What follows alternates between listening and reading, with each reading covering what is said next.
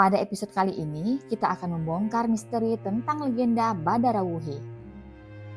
Siapa sebenarnya Badarawuhi, penari ular yang menghantui desa KKN? Apa yang membuat Badarawuhi menjadi legenda yang menyeramkan di desa ini? Bagaimana kisah awal mula Badarawuhi dan kenapa dia muncul di desa KKN? Apa yang terjadi dengan para penari sebelumnya yang berhubungan dengan Badarawuhi? Yuk temukan jawabannya sambil menikmati cerita ini hingga akhir. Awan tebal bergerak cepat menutupi kerajaan Kediri, seolah menandakan datangnya sesuatu yang mengerikan. Suara gemuruh petir terdengar dari kejauhan menambah ketegangan. Dalam cahaya lilin yang redup, Rangda Nateng Girah dikelilingi oleh murid-muridnya. Semua terfokus pada sebuah ritual ilmu hitam. Rangda dengan suara rendah namun penuh kekuatan memimpin mantra yang menyeramkan. Kuasa ke-8, dengarkan panggilan kami, bawalah Gerubuk Tanah Kediri, tanpa pilih kasih biarkan duri-duri tajam menjadi pembawa kematian kami. Tak lama setelah itu, keheningan malam diganggu oleh suara rintihan dan teriakan penduduk. Rumah-rumah yang sebelumnya tenang kini menjadi saksi bisu tragedi yang terjadi. Seorang tokoh tua desa yang berlari ketakutan melintasi jalanan, wajahnya pucat pasi, matanya penuh dengan ketakutan. Ini ulah ilmu hitam. Anak-anak dan orang-orang tua semua menjadi korban. Suasana desa yang tadinya damai kini dipenuhi suasana kengerian. Orang-orang berlari ke sana kemari mencari perlindungan, sementara yang lain terduduk lemas di sudut rumah menangis atas nasib yang menimpa. Di tengah lapangan desa, sekelompok penduduk berkumpul, wajah mereka mencerminkan keputusasaan. Di tengah mereka, seorang ibu memeluk tubuh anaknya yang tak bernyawa, menggigil ketakutan dan kesedihan. Anakku, anakku, kenapa ini harus terjadi? Seperempat penduduk Daha Kediri tercabut nyawanya tanpa pilih kasih. Anak kecil dan orang tua secara tiba-tiba memuntahkan duri-duri tajam yang membuat mereka meninggal dengan rasa tersiksa. Keesokan harinya, di tengah hari yang terik, istana kerajaan Kediri diliputi suasana tegang dan khawatir. Prabu Erlangga, sang penguasa Kediri, duduk di singgasananya dikelilingi oleh penasehat-penasehatnya. Kerajaan yang biasanya damai, ramai dan ceria kini terhantui oleh bayang-bayang wabah mengerikan yang tak kunjung usai. Kerajaan kita dilanda wabah ganas, penyakit misterius yang membuat rakyat menderita. Apa yang harus kita lakukan? Seorang penasehat kerajaan, seorang bijak yang sudah lanjut usia dengan wajah yang dipenuhi keriput, maju selangkah, wajahnya serius dan penuh dengan kekhawatiran. Kita percaya ini adalah perbuatan Rangda, sang calon arang. Dia telah menyebarkan wabah ini sebagai kutukan. Mendengar nama Rangda, Prabu Erlangga menggenggam kuat sandaran tahtanya. Marah dan ketakutan bercampur menjadi satu. Rangda, penyihir jahat yang telah lama menjadi musuh kerajaan, kini kembali dengan kutukan yang lebih dahsyat. Barada, kau harus menghentikan Rangda. Kerajaan tidak bisa terus menderita seperti ini. Suara Prabu Erlangga menggema di aula yang besar, memecah kesunyian. Barada, seorang empu ternama dengan keahlian sihir dan ilmu gaib, mengangguk tegas, siap menjalankan perintah sang raja. Di luar istana, kabut misterius dan angin dingin yang tidak wajar mulai menyelimuti langit kerajaan Kediri, membawa bisikan tentang kekuatan gelap yang semakin mendekat. Rakyatnya berdoa berharap Barada bisa mengembalikan kedamaian dan menyelamatkan mereka dari teror Rangda. Tetapi di kejauhan, tersembunyi di dalam kegelapan hutan, mata Rangda yang merah menyala menatap tajam ke arah kerajaan, siap untuk pertempuran yang akan menentukan nasib kerajaan Kediri. Malam itu, Empu Barada memasuki hutan terlarang, sebuah tempat yang dikabarkan sebagai sarang Rangda, si penyihir jahat. Kabut tebal menyelimuti setiap langkahnya, namun tekadnya tak tergoyahkan. Ia telah bersiap untuk menghadapi Rangda dan mengakhiri kutukannya yang telah menyebabkan penderitaan besar bagi kerajaan Kediri. Rangda, muncullah. Kau tidak bisa sembunyi selamanya. Aku akan mengakhiri kutukanmu atas kerajaan Kediri. Tiba-tiba sebuah tawa menyeramkan terdengar memecah kesunyian malam. Dari kegelapan, sosok Rangda muncul. Aura kejahatannya membuat udara sekitar menjadi lebih dingin. Oh, Empu Barada, kau pikir kau bisa mengalahkanku? Aku akan melihat kerajaanmu hancur di bawah kutukanku. Tanpa buang waktu, Barada segera melantunkan mantra suci, membangkitkan kekuatan gaib yang telah lama ia pelajari dari naskah-naskah kuno. Sebuah cahaya terang benderang muncul dari tangannya, menandingi kegelapan yang dibawa Rangda. Rangda dengan kekuatan sihir hitamnya mengirimkan gelombang energi gelap ke arah Barada. Hutan menjadi medan pertempuran antara dua kekuatan besar, cahaya melawan kegelapan, kebaikan melawan kejahatan. Pertarungan berlangsung sengit. Barada terus mengirimkan mantra-mantra suci, sementara Rangda melawan dengan segala ilmu hitam yang ia miliki. Pohon-pohon di sekitar mereka bergoyang keras, seakan-akan alam sendiri merasakan intensitas pertempuran tersebut. Di saat pertempuran tampaknya akan berakhir, Barada menggunakan kekuatan terakhirnya, mantra terkuat dalam naskah kuno yang membutuhkan seluruh energinya. Cahaya suci melesat, menembus kabut hitam yang dibuat Rangda, mengejutkan sang penyihir jahat. Ini belum berakhir, Barada. Kutukanku akan tetap merajalela. Namun dengan kekuatan terakhir dari mantra suci tersebut, Barada berhasil memecahkan perlindungan sihir Rangda, membuatnya terluka dan terpaksa mundur ke dalam kegelapan, menghilang dari pandangan. Kerajaan Kediri akan selamat. Aku berjanji, selama aku masih bisa berdiri, kejahatanmu tidak akan pernah menang. Dengan kekuatan Rangda yang melemah, wabah di kerajaan Kediri perlahan mulai mereda. Empu Barada meskipun lelah dan terluka, kembali ke kerajaan dengan berita kemenangan. Namun dia tahu ini bukanlah akhir dari Rangda. Pertarungan antara kebaikan dan kejahatan adalah siklus yang tak pernah berakhir. Namun untuk saat ini kerajaan bisa bernapas lega berkat keberanian dan pengorbanan Barada.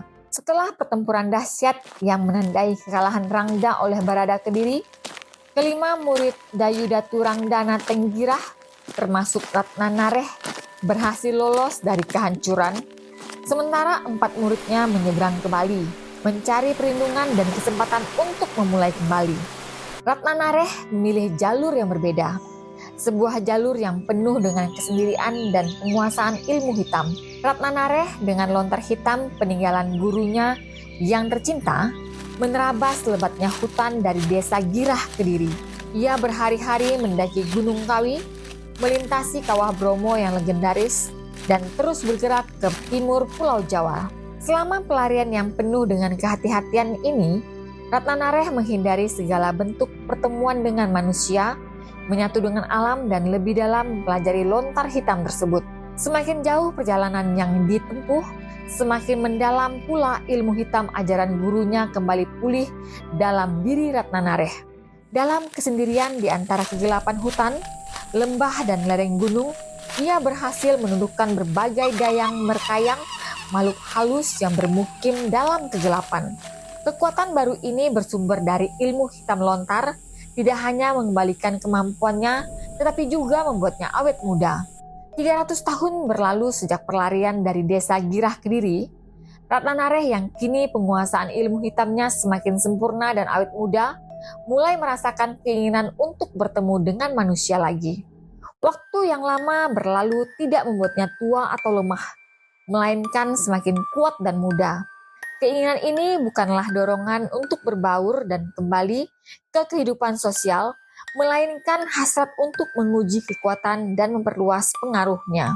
Dengan lontar hitam di tangan dan kekuatan yang hampir tidak terbatas, Ratna Nareh kini siap untuk menapak kembali ke dunia manusia, bukan sebagai pribadi yang mereka kenal sebelumnya, melainkan sebagai entitas baru, entitas yang akan dikenang sebagai Badarawuhi, sebuah nama yang akan menjadi legenda dan dikenang karena kekuatan dan misterinya.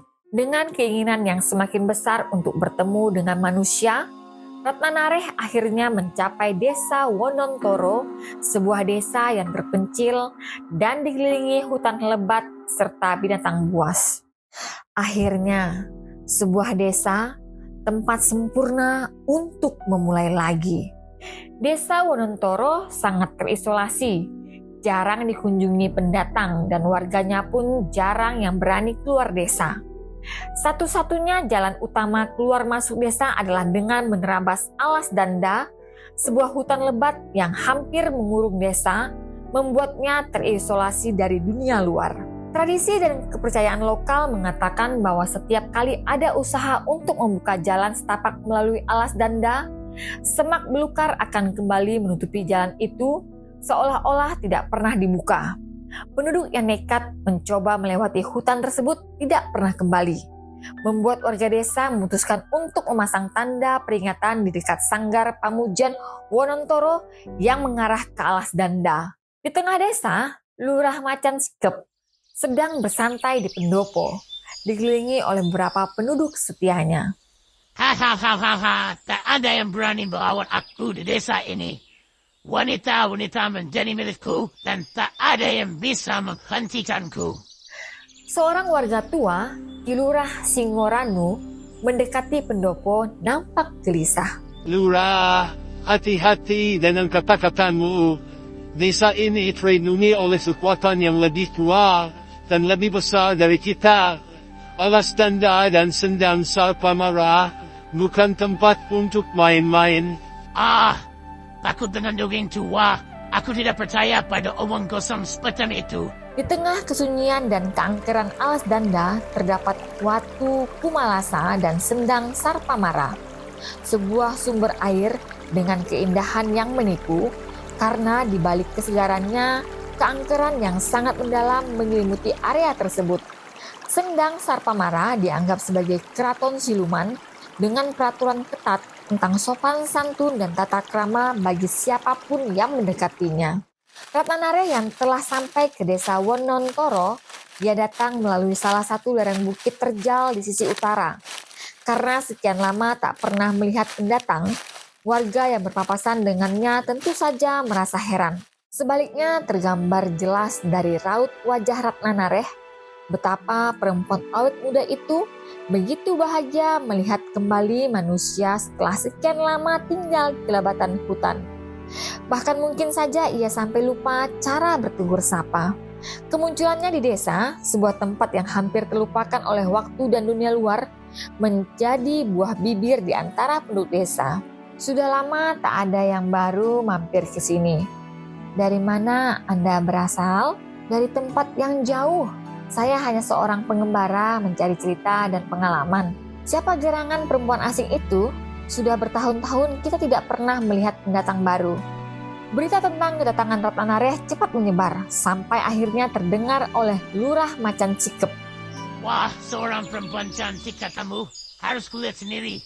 Barangkali dia bisa menjadi hiburan baru untukku. Dengan niat yang kurang baik, dia mendatangi tempat Ratnanareh istirahat. Macan Sikep menabur banyak bujuk rayu agar perempuan itu mau menginap di rumahnya. Selaku lurah, adalah tugas saya untuk menjamu tamu dengan layak. Rumah saya terbuka untukmu. Terima kasih Tuan Lurah. Tampaknya nasib membawaku ke sini untuk alasan yang lebih besar. Ratnanareh yang tidur di rumah Macan Sikep benar-benar menikmati di tempat yang layak. Karena kan sekian lama pertempuran itu tidur hanya beralasan daun dan beratapkan kelebatan pohon. Atau mungkin di goa-goa yang begitu lembab dan celah-celah batu yang begitu besar. Karena tidur begitu lelap tanpa sadar, Ratnanareh diintip Macan Sikep dan dua begundalnya dari lubang kecil bambu di dinding kamarnya. Namun Ratnanareh juga tidak bodoh. Ia telah memagari kamar itu dengan mantra sehingga siapapun yang berniat buruk akan terkena dampaknya. Sebuah kejadian tak terduga terjadi. Saat Macan Sikep mencoba memasuki kamar, sebuah kekuatan tak terlihat menolaknya kembali dengan keras. Sebuah bukti bahwa Ratnanareh bukan sekedar pengembara biasa. Apa yang terjadi? Macan Sikep terlempar dan terkejut menyadari bahwa ia telah salah mengira kekuatan yang dimiliki oleh Ratnanareh. Dua begundal yang berada di belakangnya tentu sangat terkejut. Salah satu dari mereka lari keluar rumah menyembunyikan kentungan tanda bahaya. Sementara satunya lagi tertunduk lemas dan tak mampu berbuat apa-apa. Ratnanareh terbangun oleh keributan, hanya tersenyum melihat kekacauan yang tercipta. Kehadirannya di desa tersebut jelas bukan tanpa alasan. Ada rencana yang lebih besar dan misterius yang ia bawa bersama kehadirannya. Keganjilan lain kembali terjadi.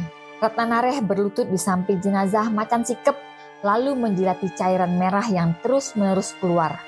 Ia tampak begitu bernafsu dan tidak menyadari bahwa para warga sudah mulai berdatangan.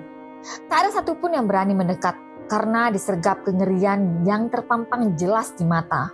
Dikarenakan lokasi desa yang sangat terisolasi dari dunia luar, penduduk desa Wonontoro merasa tidak memiliki daya untuk melawan atau menghubungi bantuan. Meskipun populasi mereka cukup banyak, tidak ada yang memiliki keberanian untuk menentang Ratnanareh. Hal ini memberikan Ratnanareh kekuasaan yang semakin tak terbatas atas desa tersebut. Ratnanareh kemudian menganggap dirinya sebagai penguasa tertinggi. Ia memaksa para pria untuk bertani sesuai selera makanannya. Sementara para wanita diharuskan memasak hidangan yang lezat untuknya, tanpa memperdulikan bahwa kebutuhan dasar penduduknya sendiri itu tidak terpenuhi. Selama berjalan-jalan, Ratnanareh bahkan meminta penduduk desa untuk mengiringinya. Ketika melihat janur dan kain merah di sanggar Pamujan yang menandakan adanya larangan untuk memasuki alas danda, Ratnanareh dengan semena-mena meminta agar tanda peringatan tersebut dihilangkan, menunjukkan pengabaian dan ketidakpedulian terhadap adat dan tradisi desa. Dengan memanfaatkan lontar kuno yang diwariskan oleh gurunya, Dayu Datuk Nateng Girah, Ratnanareh menggunakan kekuatannya untuk memikat para wanita desa, menjadikan mereka murid dalam seni gelap yang telah lama terlupakan. Dia menghidupkan kembali ilmu Pangiwa, mantra spiritual yang telah menyimpan jauh dari asal-usulnya yang sakral, bertransformasi menjadi aji wegik, ilmu hitam yang mengerikan. Dulu diamalkan oleh para raja dan disalahgunakan oleh calon arang. Dengan ajaran ini, Ratnanareh memperdaya dan meracuni pikiran murid-muridnya, menanamkan kepercayaan dan keyakinan yang sesat. Pada malam Anggoro Kasih, sebuah malam yang seharusnya sakral, Ratnanareh memerintahkan para muridnya untuk mengumpulkan seluruh penduduk di Sanggar Pamujan, memaksa mereka untuk mengikuti sebuah ritual yang tidak sepatutnya. Lelaki ditugaskan untuk bermain musik, sementara para gadis diminta untuk menari, bukan sebagai bentuk ibadah, melainkan sebagai pertunjukan yang menantang batas antara alam nyata dan gaib. Desa Wonontoro yang selama ini hidup dalam damai, tiba-tiba menjadi panggung bagi pertunjukan yang berbahaya. Legenda mengatakan bahwa setiap pertunjukan di Sanggar Pamujan akan menarik perhatian makhluk-makhluk alas danda yang datang untuk menyaksikan dan pada akhirnya membawa pulang salah satu penari sebagai penari abadi di dunia mereka. Sebuah tindakan yang selalu diikuti dengan hilangnya nyawa. Dengan keberanian yang mencekam, Ratnanareh meremehkan semua peringatan dan larangan. Berdiri dengan sombongnya di tengah Sanggar Pamujan, menantang kehadiran makhluk-makhluk alas danda. Ia bahkan berani mengancam dengan kekuatan yang ia percayai mampu mengguncang dunia gaib itu sendiri. Siap untuk mengobrak-abrik alas danda jika mereka berani mengambil salah satu dari murid-muridnya. Malam ini kita akan menunjukkan kepada penghuni alas danda siapa penguasa sejati desa ini. Biarkan mereka datang dan melihat kekuatan baru Wonontoro. Tapi guru, apakah itu aman? Apa yang akan terjadi jika mereka benar-benar datang? Jangan takut, aku telah mempelajari ilmu yang lebih besar dari apapun yang pernah mereka kenal. Mereka tidak akan berani mengganggu kita lagi. Ini tidak seperti biasanya. Sanggar Pamujan adalah tempat suci, bukan untuk pertunjukan semacam ini. Malam itu, Sanggar Pamujan tidak hanya menjadi tempat pertunjukan, tetapi juga medan pertempuran antara keinginan manusia yang tak terukur dan kekuatan alam gaib yang tak terbayangkan. Dengan hanya sinar rembulan sebagai penerang, Sanggar Pamujan terasa lebih seperti tempat upacara kuno daripada lokasi pertunjukan. Dinding-dindingnya yang dipenuhi bayangan berbisik rahasia zaman dahulu, menyimpan kekuatan yang belum terungkap. Ratnanareh berdiri di tengah sanggar, dikelilingi oleh penari dan penabuh yang dipilihnya. Semuanya terikat oleh niat yang sama, menggali kekuatan getaran yang paling dasar dari alam semesta. Energi murni yang mereka cari bukanlah untuk kebaikan atau kejahatan, melainkan kekuasaan mutlak atas segala yang ada. Tarian ini bukan sekedar gerakan, tapi alat untuk membuka pintu antara dunia kita dan dunia lain. Biarkan getaran jiwa kalian mengguncang alam semesta. Para penari mulai bergerak secara gemulai, mengikuti naluri mereka dalam tarian yang aneh dan memikat. Musik dan tetabuhan menggema, melahirkan getaran yang merambat ke setiap sudut sanggar dan perlahan-lahan menyelinap keluar, menembus hutan lebat alas danda. Apa yang seharusnya tidak pernah diganggu kini terbangkit. Batas antara nyata dan gaib menjadi kabur, membiarkan mereka yang tinggal dalam bayang-bayang merasuki dunia kita. Dari dalam kegelapan hutan, sosok-sosok gaib mulai berhamburan, tertarik oleh getaran yang dihasilkan di sanggar Pamujan. Mereka penguasa alas danda dengan rasa penasaran dan marah mendekati sumber gangguan itu. Tiba-tiba angin kencang mulai berhembus, membawa suara gemuruh yang mengerikan dari alas danda. Satu persatu, wujud-wujud tak kasat mata mulai muncul, menyaksikan pertunjukan yang melanggar batas dunia nyata dan dunia gaib. Apa yang telah kita lakukan? Ini adalah malapetaka yang sesungguhnya. Di tengah kepanikan itu, Ratu Gaib dari Sendang Sarpamara muncul dengan kekuatan penuh. Marah besar pada Ratnanareh yang telah mengusik ketenangan dan keseimbangan yang selama ini terjaga. Ratnanareh, kau telah mengusik keseimbangan yang kami jaga selama ribuan tahun. Kau akan membayar mahal atas keangkuhanmu. Di sanggar Pamujan, ketika Ratnanareh menyadari bahwa energi yang ia kumpulkan mulai lepas kendali, kegembiraannya berubah menjadi ketakutan.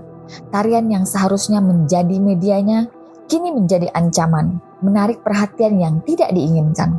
Ratnanareh yang tadinya penuh percaya diri, kini merasakan getaran takut menyusup ke jiwanya. Namun ia tetap berdiri tegak, menantang kekuatan yang jauh melebihi apa yang ia bayangkan. Aku tidak takut, aku telah belajar dari yang terbaik. Aku siap menghadapi apapun.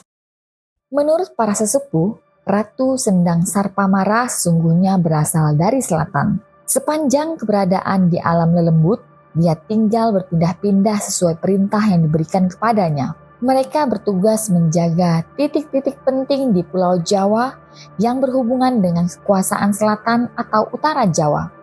Dikisahkan oleh sesepuh desa tersebut bahwa sejak lama telah ada hubungan gaib antara selatan dan utara yang membangun sungguh mistis arah Segoro Kidul yang ganas dengan Gunung Raung yang bergolak-golak. Tidak ada manusia yang mampu menghentikan keduanya jika mereka menghambur marah apalagi dalam waktu yang bersamaan. Sumbu ini sekaligus menghubungkan gerbang gaib antara yang kasat mata maupun berbicara dengan yang tak kasat mata.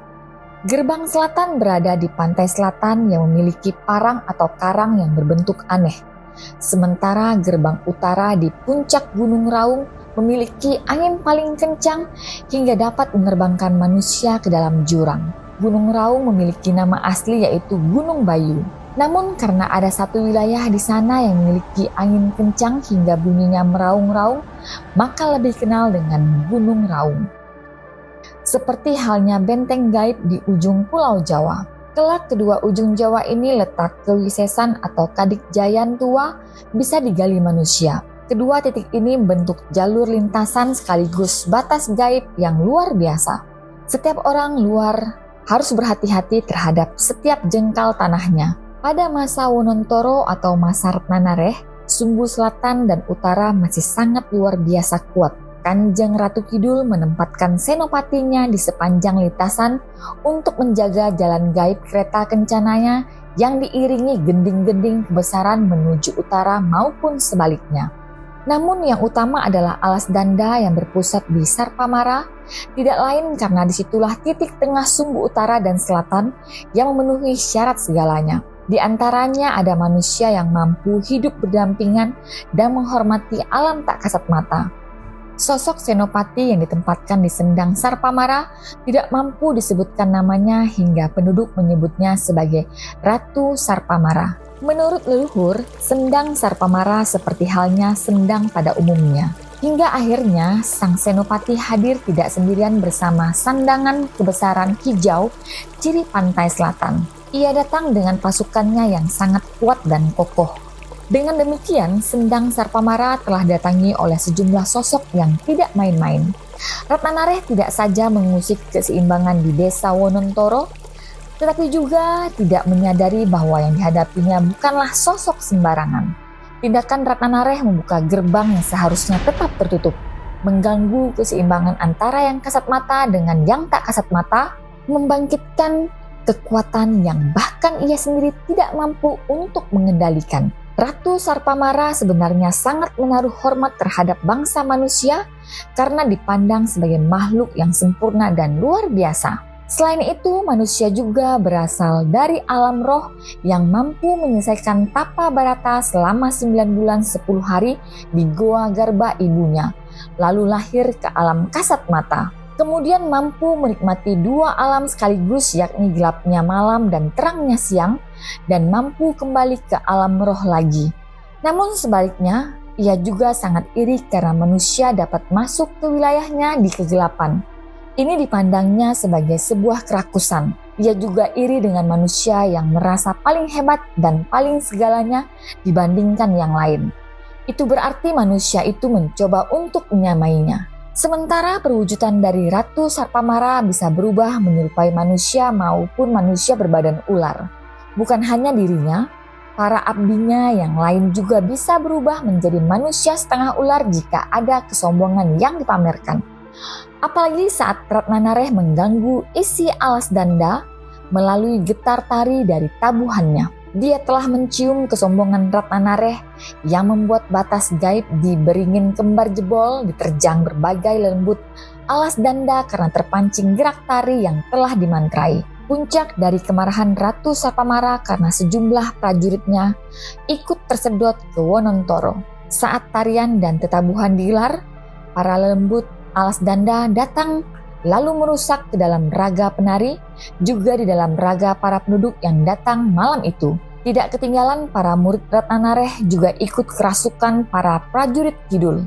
Dalam keadaan kerasukan, mereka menari tidak terarah. Gerakan-gerakan yang ditimbulkan dari tarian itu membahayakan raga-raga yang dirasukinya. Namun Ratnanareh begitu gembira dengan hasil yang ditimbulkan. Ia merasa tahapan-tahapan percobaannya sesuai dengan yang dibayangkan. Ratnanareh juga cukup terkejut dengan tersedotnya prajurit bersandang hijau yang merupakan ciri dari pantai selatan. Ia sempat bertanya-tanya bagaimana mereka ikut tersedot, sementara letak pantai selatan dan Wonontoro cukup jauh. Akan tapi kala itu ia justru berpikir lain. Ia menduga mereka merupakan prajurit pantai selatan yang kebetulan lewat dan ikut tertarik oleh apa yang ia lakukan. Dengan pemikiran itu, Ratnanareh justru semakin bertambah kesombongannya karena mampu membuat prajurit kidul itu ikut tersedot dalam percobaannya. Khusus prajurit kidul itu, ia memasang mantra-mantra terkuat dan memenjarakannya dalam raga yang dirasuki agar tidak mudah keluar lagi. Sebab baginya, energi abdi-abdi kidul itu merupakan energi terbaik daripada yang lainnya. Tibalah di mana Ratnanareh merasa sudah waktunya. Ia memutuskan untuk mengambil berbagai macam energi yang terkumpul saat itu. Di tengah hiruk-pikuk tarian yang digelar, Ratnanareh sudah bersiap untuk menyedot energi. Satu kesombongan lagi, jika ia mampu mengumpulkan semua energi itu, maka kemampuannya bisa melampaui gurunya. Pelan-pelan energi makhluk gaib itu berhasil diambil. Mereka yang telah dipindah energinya akan lenyap begitu saja. Namun setiap raga sang penari menjadi kosong dan langsung diisi lagi makhluk yang baru. Selama tahapan itu, tubuh Ratnanareh makin memanas dan raganya pelan-pelan berapi. Wujudnya juga pelan-pelan berubah menjadi mengerikan menyerupai Buto yang sangat jahat, musuh para dewata. Ia juga mencoba menyedot energi dari salah satu abdi kidul untuk menjajal mantra terkuatnya. Hingga raga sang penari bersinar merah menyala, Tetapi ia tak peduli. Ia terus berusaha untuk menarik energinya hingga tiba-tiba usahanya seperti gagal meski telah dicoba berkali-kali. Penduduk lain yang sedang kerasukan juga mendadak bergelimpangan. Namun yang lebih mengejutkan, Ratnanareh, sesosok makhluk setengah ular yang tak lain adalah Ratu Sarpamara, telah muncul menghentikan semua yang dilakukan oleh Ratnanareh. Saat itu tidak ada pembicaraan yang dilakukan. Mereka hanya saling menatap penuh kemarahan, pertanda energi keduanya sedang bertikai. Meski secara kasat mata tak tampak melakukan apa-apa, hingga Ratnanareh merasa tubuhnya mendadak lemas dan kosong, seperti saat ajian calon arang dan para muridnya dilenyapkan begitu saja oleh Empu Barada. Akhirnya Ratnanareh mengaku menyerah, dan ia telah kalah. Mantra-mantra yang diucapkan Ratnanareh kepada Abdi Kidul bak gayung bersambut. Ia membuat hasrat yang telah lama mati hidup kembali. Hasrat menjadi penari terkenal terwadahi dalam raga murid Ratnanareh yang dirasuki oleh Abdi Kidul itu. Dia menjadi berani memberontak saat Ratu Sarpamara menyuruhnya keluar dari raga yang dihinggapinya. Berkali-kali sang ratu menyuruhnya keluar namun gagal. Hingga sang ratu memutuskan untuk merusak raga yang dihinggapinya, melepaskan sepenuhnya sukma pemiliknya dan mengeluarkan paksa Abdi Kidul pemberontak itu. Sang ratu juga mencabut kekuatannya sebagai Abdi Kidul lalu mengusirnya. Ketidakpatuhannya itu membuatnya tidak patut lagi masuk ke dalam kelas Abdi Kidul. Sejak saat itu ia berkelana dari tempat satu ke tempat yang lain di lereng-lereng gunung. Hasrat yang tak sengaja dihidupkan kembali oleh Ratnanareh itu tetap bersinar dan menyala hingga membuatnya terkenal sebagai tandak atau ledek atau penari di alam halus. Setiap dia menari, para lembut di sekitar lereng gunung akan berkumpul terbuai oleh gemulainya yang aneh. Gerakannya bagai mengirimkan pemikat ke segala arah seperti apa yang diinginkan Ratnanareh sebelumnya. Makhluk bekas Abdi Kidul itu tetap diakui sebagai sosok-sosok Subadah atau kuat dengan berbagai julukan. Sejak masa Wunontoro hingga saat ini, penduduk menyebut makhluk itu sebagai Subadah Rawuh, namun ada juga yang menyebutnya Subadah Ngerawuhi, dan bermacam-macam tergantung bagaimana penduduk yang sedang datangi dan dikuasai makhluk ini menyebutnya. Meski kekuatan gaibnya sebagai Abdi Kidul telah dicabut, dia masih tetap lelembut yang berciri selatan, bersendang hijau, dan memiliki dua perwujudan. Kadang muncul dalam wujud sebagai manusia biasa yang sedang menari, kadang berwujud setengah ular saat egonya muncul atau sedang marah. Sesungguhnya ia bukan jenis lelembut yang istimewa. Ada kalanya ia dikalahkan oleh lembut lain yang lebih kuat. Di sisi lain juga ia merupakan jenis lelembut yang suka mengganggu manusia dan tidak bisa memaafkan jika ada perbuatan yang tidak disukainya. Namun ia juga dapat berkembang biak jika ada lelaki yang rela menidurinya untuk bersekutu untuk mewujudkan impiannya dengan segala cara. Dalam wujud nyata, Subadah Rawuhi dapat dilihat dengan perwujudan jenglot. Ia terlihat sebagai benda mati, namun sebenarnya hidup. Untuk bertahan di alam nyata, mereka membutuhkan tetesan darah manusia. Kalau ada manusia yang menyanggupinya, ia siap memberikan imbalan kekayaan termasuk membalaskan dendam sang tuan.